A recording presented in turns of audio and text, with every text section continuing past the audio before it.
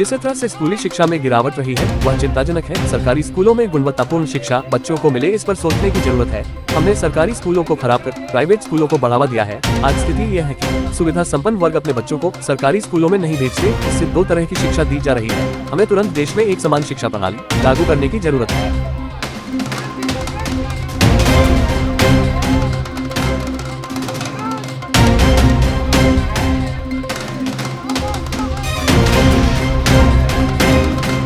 आज दोहरी शिक्षा नीति को आप यहाँ पर यात्रा निकाल और किस तरह की यात्रा है?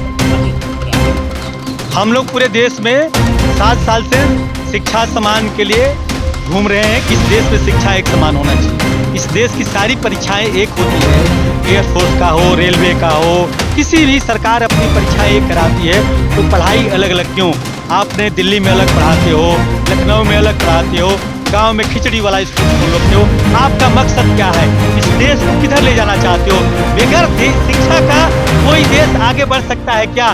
तो इस देश में तमाम तरह की शिक्षा में जो व्यवस्था बिगड़ा हुआ है उसको ठीक करने के लिए हम लोग चाहते हैं इस देश में शिक्षा व्यवस्था ठीक हो, शिक्षा एक समान हो। इस देश के सांसद का वोट देने का अधिकार एक है, प्रधानमंत्री का वोट देने का अधिकार है, लेकिन शिक्षा प्रधानमंत्री का बेटा अलग पढ़ेगा, एसपी का बेटा अलग पढ़ेगा, कलेक्टर का बेटा अलग पढ़ेगा, और वही जो वोट देता है, गांव में खेती करता है, रिक्शा चलाता है, ठेला चलाता है, उसके बच्चों को पढ़ने के लिए व्यवस्था अलग। इस देश में कोई बोलने वाला नहीं है, इस देश का कोई मालिक नहीं है, सारा गुंडागर्दी हो रहा है, कोई समझाने और बुझाने वाला इस देश में नहीं। इस देश के लोगों को हम लोग जगाने निकले हैं और बताने निकले हैं कि हमारे बच्चों को भी शिक्षा चाहिए।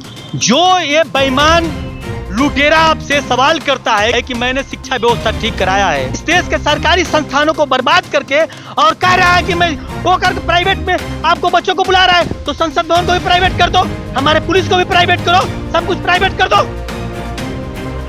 आपने ये शिक्षा नीति की शव यात्रा निकाली है और इतनी बड़ी संख्या में आप यहाँ पर पहुँचे हैं, तो आपको क्या उम्मीदें हैं आप सरकार से? सरकार से नहीं, आपसे उम्मीदें लेकर चला हूँ। इस देश को जगाओ।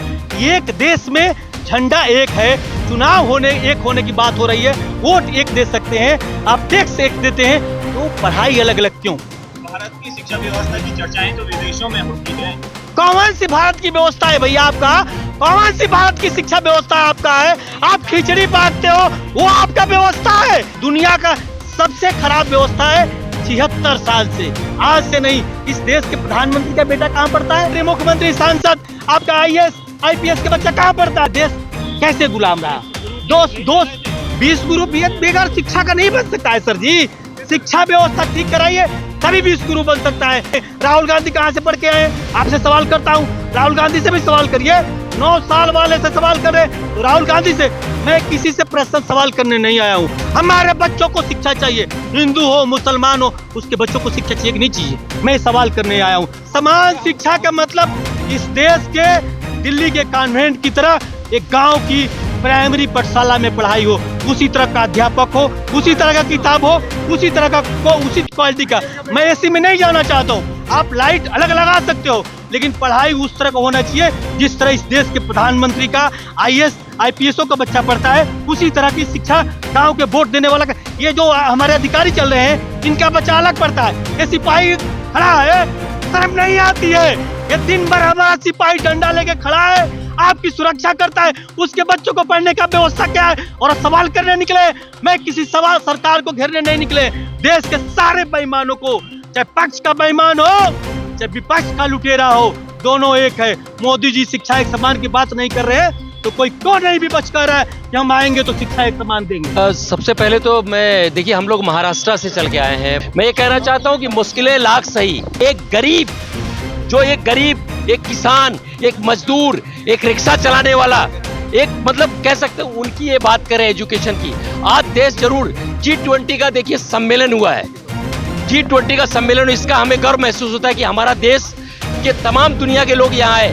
लेकिन G20 हुआ, आप देखेंगे दिल्ली की जो सिचुएशन थी वो 1 महीने के अंदर बदल गई। लेकिन आज 75 साल, 80 साल, 70, 75 साल हो गया, लेकिन देश की एजुकेशन नहीं बदली। शिक्षा तो एक जैसी होनी चाहिए।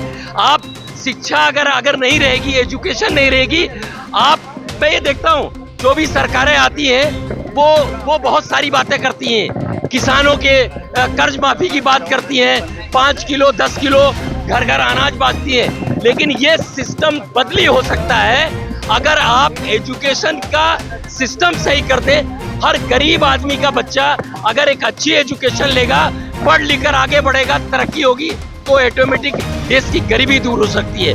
कोई भी कंट्री तभी तरक्की कर सकती है जब उसका एजुकेशन का सेक्टर अच्छा हो सकता है।